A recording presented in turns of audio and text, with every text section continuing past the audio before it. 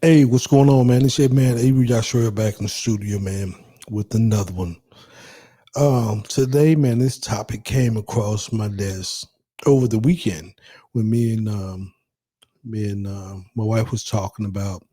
She saw this article called "Great Divorce," and I was like, "What is great divorce?" She asked me what a great. I said, "But I don't know. Just go ahead and tell me what a great divorce is." And she was saying that a great divorce is when seniors is starting to get divorced. And I'm like, why would you get divorced at 50, 60? You've been with this person a long time and now you're 50. And she said that the older people are, the higher the divorce rate is. So I'm like, she said like at 60 and over, it's like three times the amount of 50. And I'm like, wow, what is going on with our seniors? So I'm gonna let this attorney talk to you, tell you about it, and then we got another video that I will should break down the great divorce rate. But I'm starting to feel bad for my seniors out here, man, because you can divorce in your latter years. It's harder to start over because it seemed like you gave that person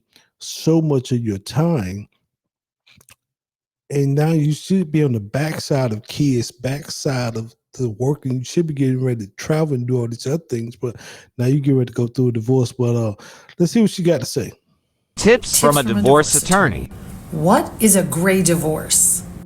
A gray divorce is when the parties getting divorced are older, such as over 50. Usually they've been married for 20 to 30 years, and they have grown children. I find these divorces are a little less litigious. There's a lot less fighting because the parties are doing it and they know each other so well, and they probably still care for each other very much. Also, they have adult children and they want to try to please the children and not become the enemy. New issues with gray divorces. Good luck. Man, great divorces. Like I said, you would think that they've been married 20, 30 years. You would think that they, they're on the backside of this thing. But what are some of the things that can come up? You probably don't know that person no more. They probably didn't renegotiate their marriage over the terms, over the long term. And what I mean renegotiate is when me and my wife was going through marriage counseling. Shout out to Reverend Harris, man. He was on point with this one. He was talking about renegotiating your marriage because who you are today, you won't be that same person 5, 10 years now. And it's so obvious that was so true. And each day you change a little bit, or each week or each month, whatever it is, you change a little. It's like a boat that is on water and not anchored. Every hour that boat is moving. You know what I mean? And eventually, if you ain't careful, that boat has moved so far from where it started till you might lose your way.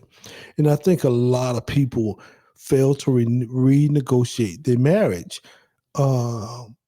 and say, "Hey, I know you're not the same person, but hey, let's try different things now. Let's travel." Right now, a lot of people base their marriage, especially when they're younger, around their kids, football games, birthday parties, Christmases, and family and everything. So now once the kid's gone and the kids have their own families and doing their own thing now, and you stuck with this person here that you never did anything with this individual by yourself because it always was the kids. Now what?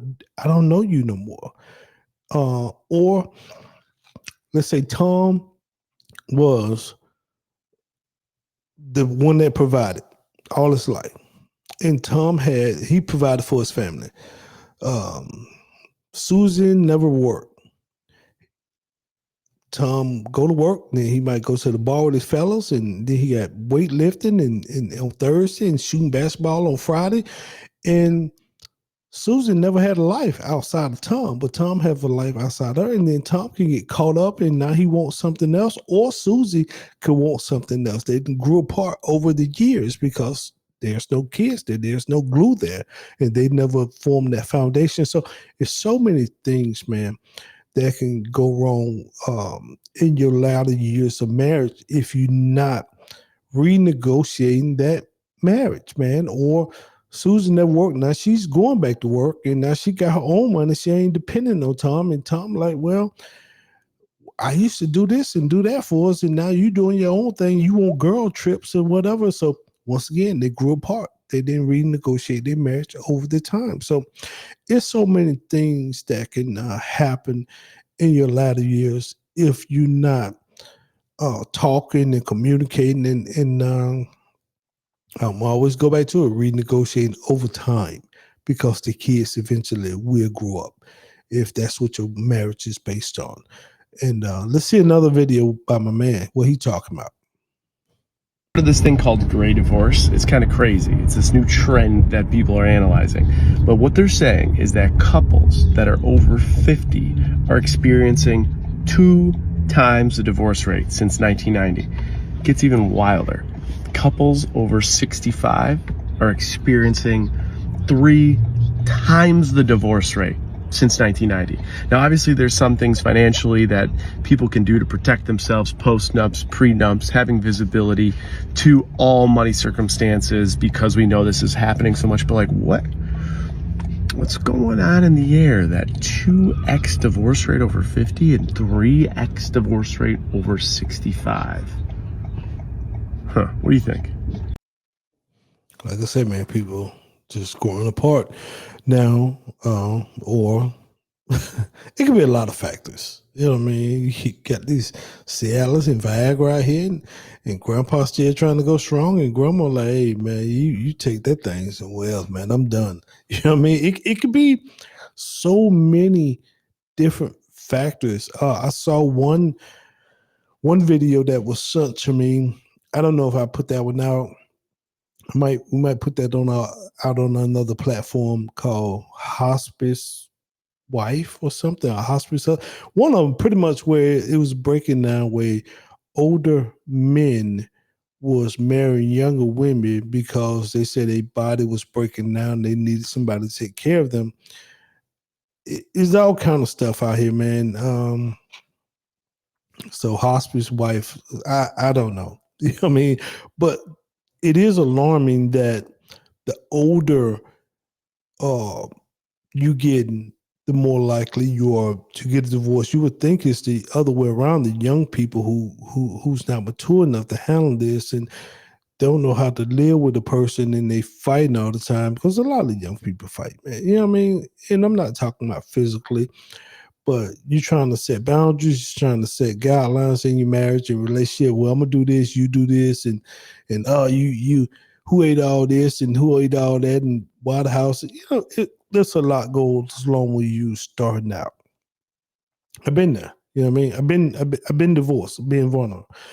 I've been divorced, and it's not easy. I don't wish that on anybody.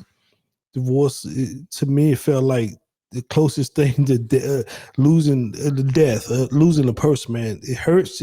It kills you financially. It kills your spirit for a while, bro, because you used to that person being there, and then all of a sudden that person not there. Y'all don't talk, especially if kids involved. Man, it just, divorce itself is bad. I know what the lawyers say, that everybody try to be cordial and platonic because you know you want to be satisfied with the kids, but I don't know about most divorces, but we ain't come to the cookout. I'm not hanging out with you. I don't want to be around you if we divorce. That's over. You know what I mean? Most people be like, man, I'm going to go and no, we still cool. I'm going to go around your family and they come around my family. For what? That's a wrap. Scram. Kick rock, shout it. I'm going to hit you with the ATL. Kick rock, shout it. ATL, ho. You know what I mean?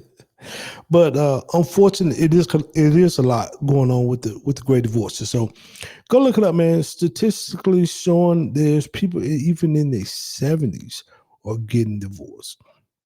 And you talking about you've been with this person possibly 40, 50 years, getting a divorce? Something real wrong there. So with that said, man, I'm Abrew Yashar'el. And until next time, man, peace and shalom, everybody.